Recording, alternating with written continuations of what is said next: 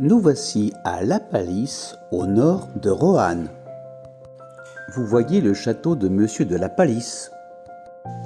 Un quart d'heure avant sa mort, il était toujours en vie. Dans les années 60-70, les Parisiens empruntaient la Nationale 7 pour se rendre sur la Côte d'Azur.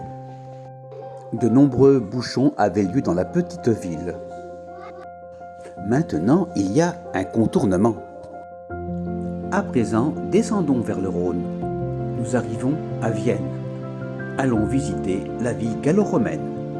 Commençons par un beau temple, bien conservé. Puis allons voir ce qu'il reste d'un ancien forum. Au passage, nous saluons l'hôtel de ville. Ici, ce qu'il reste du fameux forum gallo-romain.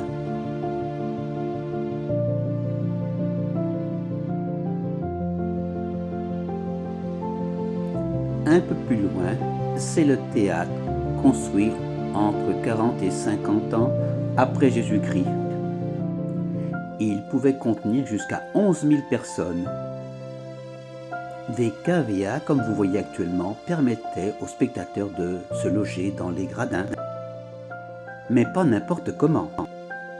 Les personnes riches au ras de la Seine. Les plus pauvres tout en haut des gradins. Pendant des années, le théâtre a été oublié. On s'est largement servi en pierre pour construire des maisons. Ce qu'on voit a été entièrement restauré.